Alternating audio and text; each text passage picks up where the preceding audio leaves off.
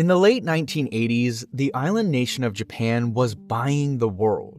The country was flush with cash that defied modern economic logic, and they were spending it with a dizzying, unprecedented ferocity. In October of 1989, the Mitsubishi Estate Company purchased an 80% stake in the Rockefeller Center in New York City, the heart of American capitalism, for $1.4 billion. Weeks earlier, the Japanese electronics giant Sony bought Columbia Pictures for $3.4 billion. Japanese investors were buying up luxury golf courses in Hawaii, prime real estate in Los Angeles, and priceless art in Europe. In 1990, a Japanese businessman named Roye Saito bought a Vincent van Gogh painting for $82.5 million at an auction because he could. He famously claimed he wanted the masterpiece cremated with him when he died. By the end of the 1980s, Japan, a country with 4% of the landmass of the United States and a fraction of its population, made up a staggering 42% of the global stock market. The value of Japanese real estate was so astronomically high and so detached from reality that economists made a famous calculation about the Imperial Palace in Tokyo. If you took the 1.15 square kilometers of dirt sitting underneath the Emperor's Palace in Tokyo, that tiny patch of land was valued higher than all the real estate in the state of California combined. Every beach in Malibu, every mansion in Beverly Hills, every skyscraper in San Francisco, and millions of acres of farmland. One Japanese palace was worth more than all of it. And then, almost overnight, it all evaporated. The greatest economic boom in human history collapsed into the most devastating financial black hole of the modern era. A crash so profound it wiped out trillions of dollars of wealth, triggered decades of grinding, inescapable economic stagnation, created a generation of millions of societal recluses, and fundamentally altered the trajectory of global power. For decades, the story we've been told in history books and economics classes is that Japan got too greedy. We are told that a speculative mania naturally ran its course. The real estate bubble naturally burst, and the free market corrected itself as it always does. That is only a fraction of the truth. This economic collapse wasn't a random market accident. It was a targeted assassination. It was the result of a closed-door meeting held in a luxurious New York hotel room in 1985. A meeting where the United States of America, facing the utter destruction of its own working class, decided to pull a geopolitical lever. America didn't drop bombs on Tokyo. They didn't declare kinetic war. They didn't even build a tariff wall. They used a weapon far more elegant and far more devastating. They weaponized the global economy. The architecture of this economic warfare wasn't designed in Tokyo. It was forged on the battlefields of Detroit, Cleveland, and Pittsburgh. For the post-World War II era, the United States was the undisputed, untouchable heavyweight champion of global manufacturing. American factories built the modern world. In June of 1979, United States manufacturing employment hit an all-time historical peak: 19.6 million workers. This sector was the beating heart of American middle-class prosperity. It was the promise of the American dream. Almost immediately after hitting that exact peak, the engine stalled, and then it began to fall apart. Between 1950 and 1980, the industrial heartland's share of economy-wide jobs dropped by nearly 28%.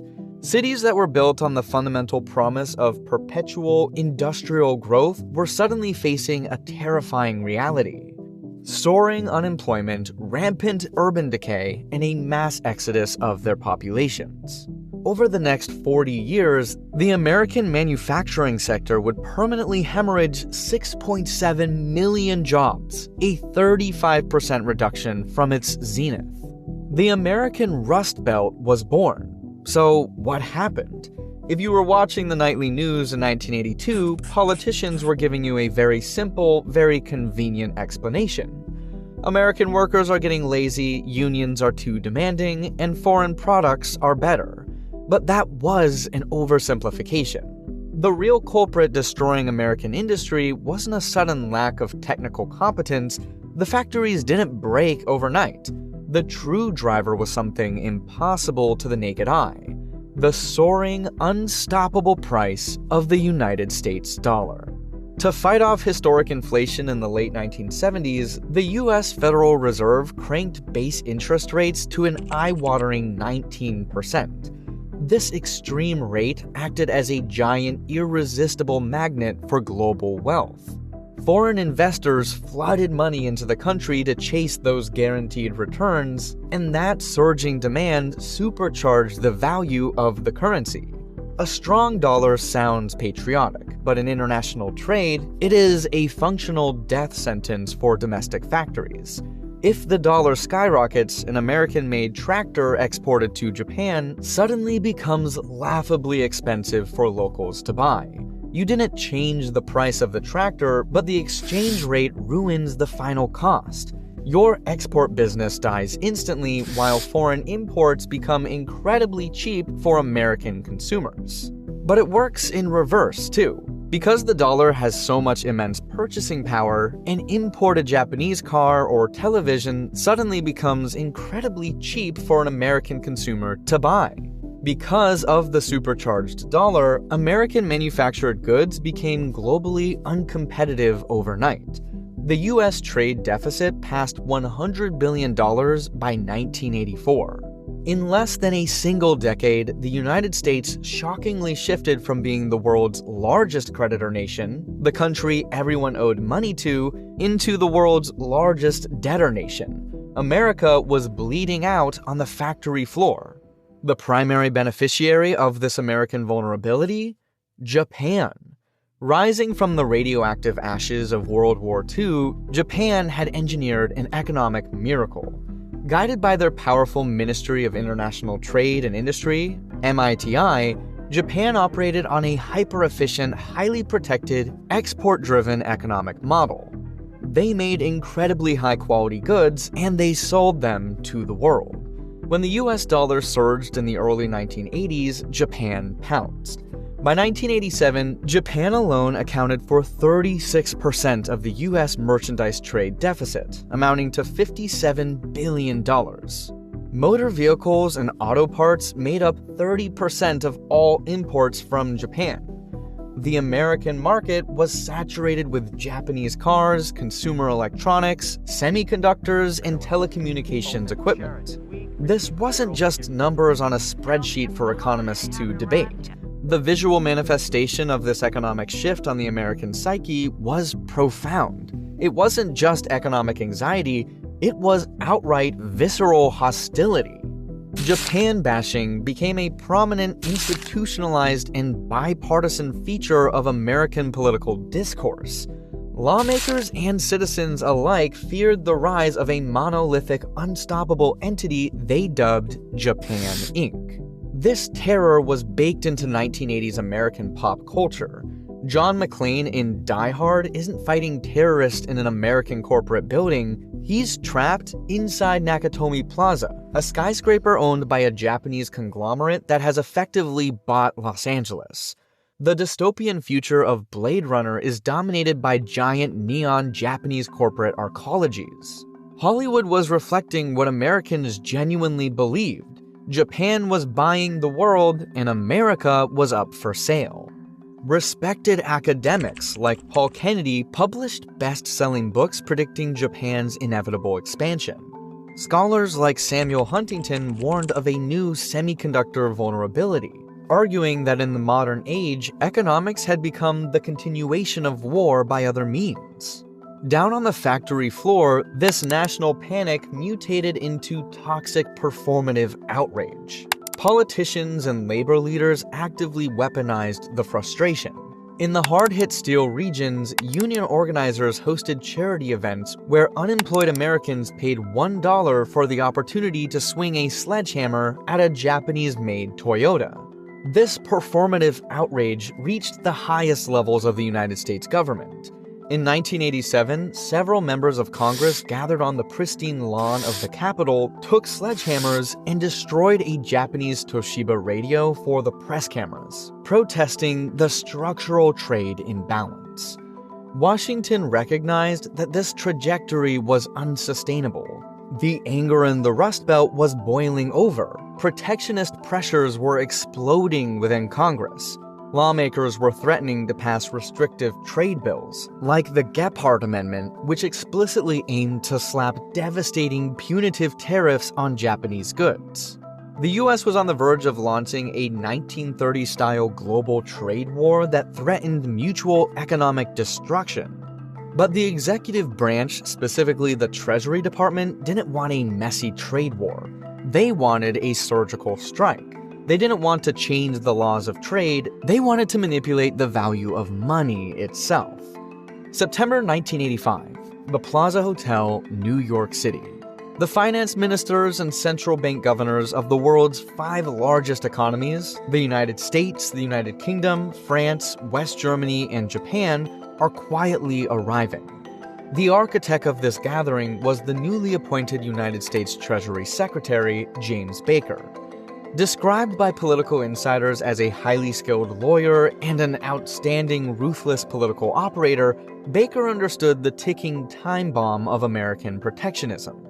He recognized that the overvalued dollar was the root cause of America's industrial distress. So he made it his strict, defining priority to orchestrate a coordinated global intervention to forcibly correct the misalignment. Behind closed doors, Washington delivered an ultimatum. Either artificially appreciate your currencies to weaken the dollar, or Congress will lock your exports out of the American market. For Japan, represented by Finance Minister Noboru Takeshita, this was an agonizing proposition. Takeshita and his deputies knew exactly what this meant. If Japan artificially appreciated the yen, their goods would become vastly more expensive to the rest of the world. It would immediately curtail their export sector. But looking down the barrel of an American trade embargo, Japan had no choice. The United States was their single most vital consumer market. Recognizing this looming existential threat, Japan bowed to the pressure. They agreed to the terms. The final arrangement was kept as the world's best-kept secret. The organizers knew that to manipulate a global currency, you couldn't just pass a law.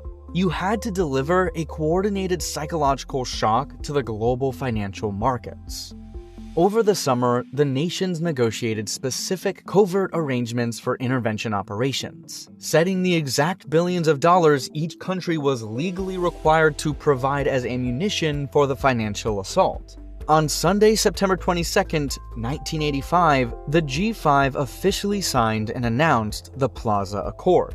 The text of the agreement explicitly stated that exchange rates should better reflect fundamental economic conditions, and that some further orderly appreciation of the main non-dollar currencies against the dollar is desirable. But words are not enough to move markets. You need firepower. When the global markets opened the following Monday morning, the central banks of these 5 superpowers coordinated an attack. They dumped tens of billions of US dollars from their foreign reserves onto the open exchange markets.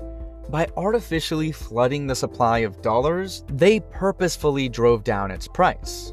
The intervention was effective. The US dollar immediately fell by 4% against other major currencies, but the resulting shift in the Japanese yen was destabilizing. At the time of the accord in 1985, the exchange rate hovered around 240 yen to $1 US. Within mere months, the yen surged, reaching 154 yen per dollar by August 1986. By late 1987, the yen had strengthened to an incredible 128 yen to the dollar. In over 2 years, the Japanese currency had nearly doubled in value against the American dollar. For the United States, the Plaza Accord was heralded as a miraculous, bloodless victory. The depreciated dollar eventually helped reduce the trade deficit as a share of GDP by 2/3. American exports became cost competitive once more.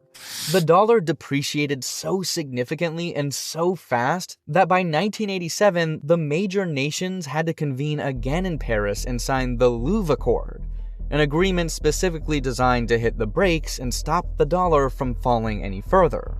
The United States successfully neutralized the protectionist politicians in Congress and saved its industrial sector from immediate collapse without firing a single shot in a trade war. While America popped champagne, over in Tokyo, panic was setting in, because Japan had walked directly into a trap.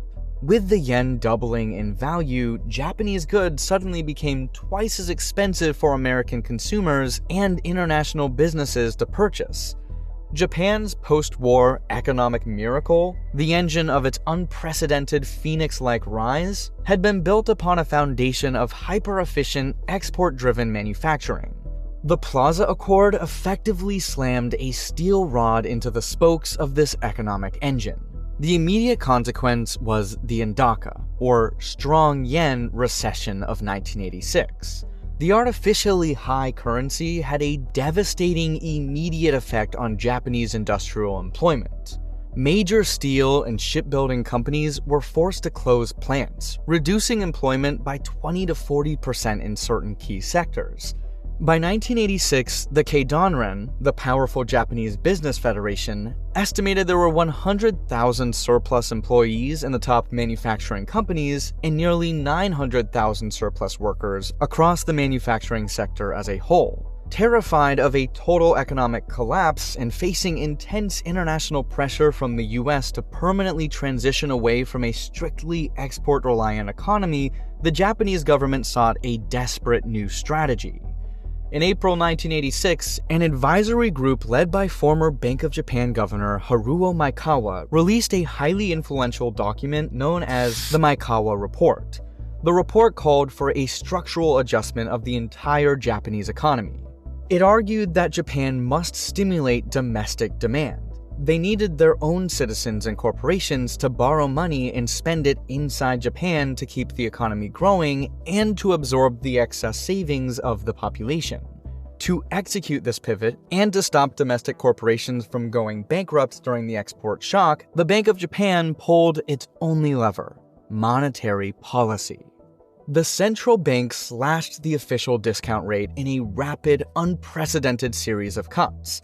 The rate was brought down from 5% in January 1986 to a historic low of 2.5% by February 1987. And crucially, the Bank of Japan maintained this incredibly loose 2.5% rate virtually untouched for over 2 years. By cutting rates this low for this long, the Bank of Japan effectively erected a neon sign over the country that read, "Money is practically free, come and get it." The explicit goal was to encourage domestic investment and consumption, build new businesses, hire more people, invent new technologies. And the strategy worked, but it worked too well, and it funneled money in the exact wrong directions. Simultaneously, the Japanese government was undergoing a period of deep financial liberalization. Money, bond, and stock markets became widely accessible to domestic and foreign actors alike. Corporations were suddenly free to raise capital on open financial markets rather than relying solely on traditional, highly monitored bank loans. So, put yourself in the shoes of a Japanese corporate executive in 1987. Your traditional export avenues are stifled by the strong yen. You can't make a profit selling cars or electronics abroad anymore. But suddenly, you have an ocean of free credit readily available from the banks. What do? The cheap money did not primarily go into building better factories, it did not go into raising worker wages or funding long-term research and development. Instead, it was funneled directly into financial speculation. This practice became known as Zytec, which translates to financial engineering. Industrial companies mutated into hedge funds. Corporations realized it was far more profitable to borrow free money and dump it into the stock market or real estate, rather than actually building products. At the height of the frenzy in the late 1980s, 50% of the total reported profits from Japan's largest corporations were derived purely from Zytec speculative investments, rather than their actual core business operations. They were making more money moving paper than making products. Meanwhile, the traditional banking sector was rapidly losing its corporate borrowers to the newly liberalized bond markets. Desperate for profits, the banks turned their attention to much riskier ventures, the real estate sector and private households. Because Japanese land prices were traditionally high due to the island nation's limited habitable geography, banks readily accepted real estate as pristine, fail-proof collateral. As land prices rose, the underlying value of the collateral rose, allowing banks to legally lend even more money to the exact same borrowers. The borrowers used that new loan to buy more land and stocks, pushing prices exponentially higher. It was an uncontrollable feedback loop of pure credit creation. Japan had intentionally lit the fuse, and what followed was a firestorm. With cheap cash flooding a financially deregulated system, Japan intentionally ignited the most spectacular and pervasive asset bubble the world had ever recorded. Between 1985 and the end of the decade, the nation descended into a euphoric speculative mania. The numbers generated during this period defy modern economic logic. Between 1956 and 1986, land prices in Japan had already increased by an astonishing 5,000%. But the bubble of the late 1980s pushed valuations into the realm of the absurd. In 1988 alone, residential area prices in Tokyo surged by 69% in a single year. Commercial districts rose by 21%. As Tokyo prices began to level off because no human being could afford them, the speculative fire spread outward. In Osaka, commercial and residential land prices increased by 37% and 41% respectively. At the peak of the real estate market, commercial land in elite areas like the Ginza district could sell for as much as $139,000 per square foot. That is nearly 350 times the cost of equivalent premier real estate space in Manhattan at the exact same time. By 1990, the total value of the Japanese real estate market was estimated to be worth 4 times the value of all real estate in the United States. Keep in mind, Japan possesses only 4% of the landmass of the US and has 100 million fewer people. Yet, they were 4 times wealthier in property. This land price inflation was so heavily distorted that real estate constituted 65% of Japan's total national wealth, compared to 2.5% for the United Kingdom at the time.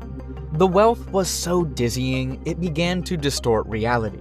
There were over 20 golf clubs in Japan that cost more than $1 million to join. At the peak of the bubble, it is estimated that the total market value of golf club memberships in Japan was worth over 200 billion USD. In the art world, Japanese speculators began buying up European masterpieces at record-breaking prices as a place to dump their endless streams of cheap money. The stock market perfectly mirrored this mass delusion.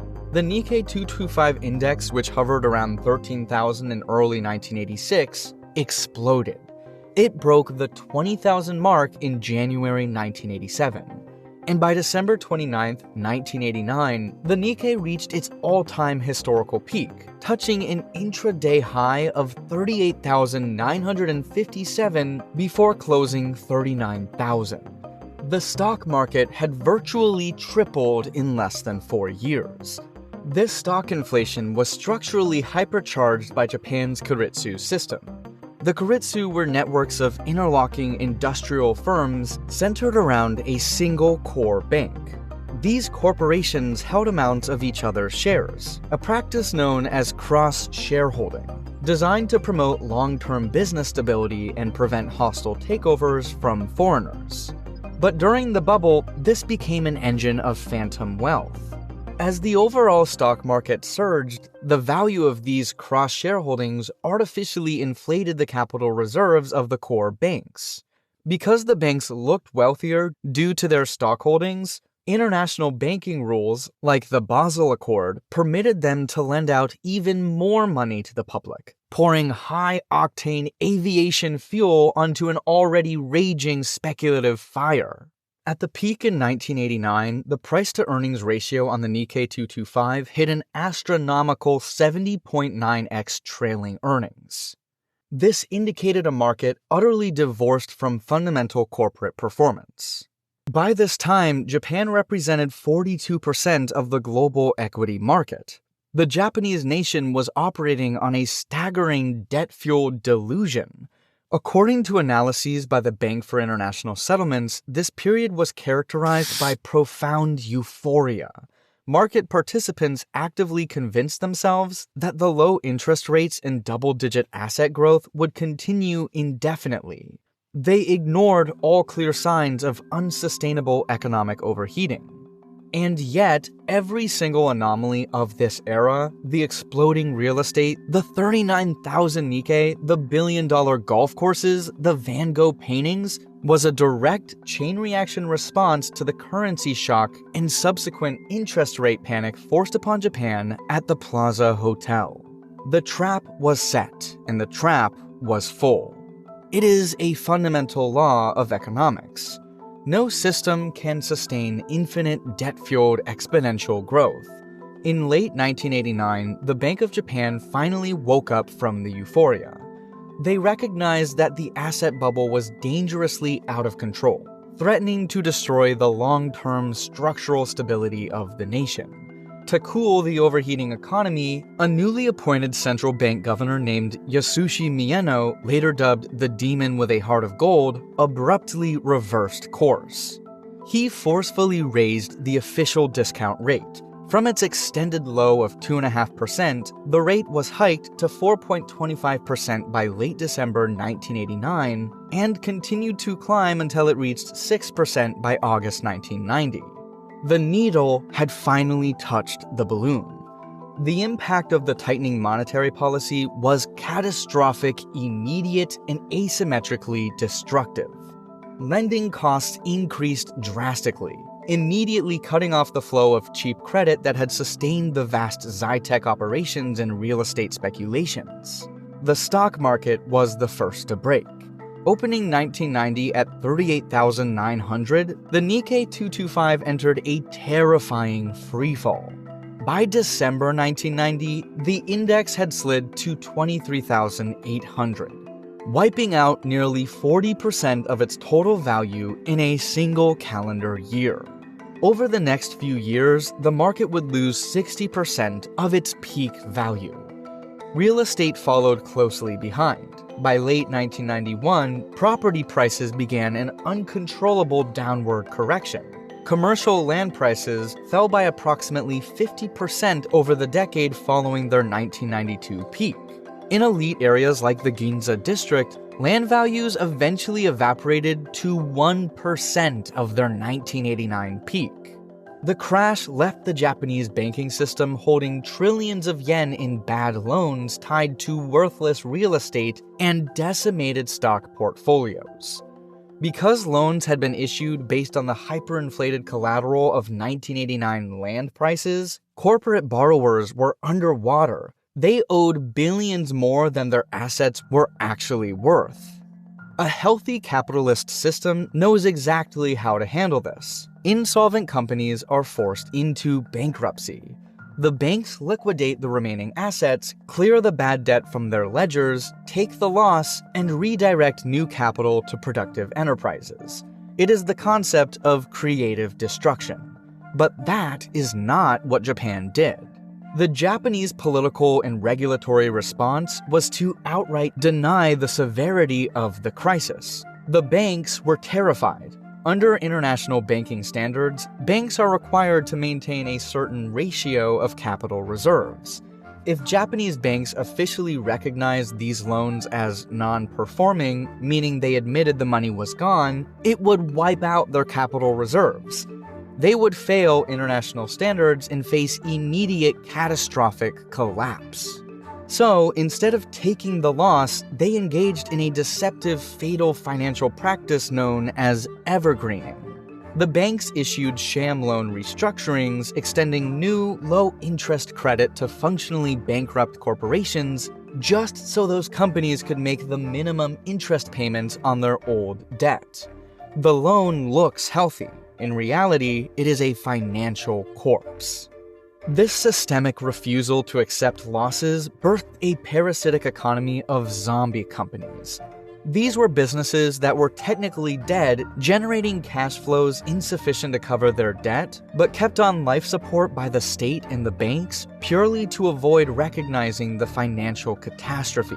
The retail giant Daiei, a 96,000-employee firm that expanded recklessly during the bubble by buying up hotels, real estate, and even a professional baseball team, became the poster child for this era. Under normal circumstances, Daiei would have entered receivership, but it was repeatedly bailed out because government ministers deemed it too big to fail. By the early 2000s, it was estimated that a staggering 30% of all publicly traded firms in sectors like retail, construction, wholesale, and real estate were zombies. These zombies actively destroyed the broader Japanese economy. Shielded from bankruptcy, they hoarded market share, artificially depressed product prices, and retained labor whose productivity had sharply declined. This systemic congestion prevented new, innovative, and productive companies from entering the market. Banks wouldn't lend to healthy startups because all their capital was tied up keeping the zombies alive. This lack of creative destruction suffocated the nation, resulting in economic losses estimated to cost taxpayers at least 20% of Japan's gross domestic product. Japan refused to take the short-term pain of a crash and instead chose the long-term agony of a slow decay. This crash and the subsequent policy failures triggered what is universally recognized as Japan's lost decades. The economic stagnation was unyielding. Between 1991 and 2003, the Japanese economy grew by a miserable 1.14% annually, a fraction of its former world-beating pace. Between 1995 and 2025, Japan's share of the global nominal GDP shrank drastically from nearly 18% down to 3.6%. Real wages for the Japanese working class fell by 11% as terrified companies hoarded cash instead of investing in their workforce or research and development. But the human toll of this engineered stagnation was devastating. During the miracle years, Japanese society was built on the promise of lifetime employment. You graduate, you join a company, and they take care of you until you retire.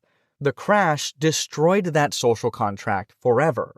Companies replaced full-time employees with cheap, temporary dispatch workers. And the psychological trauma of this prolonged economic depression severely fractured the nation.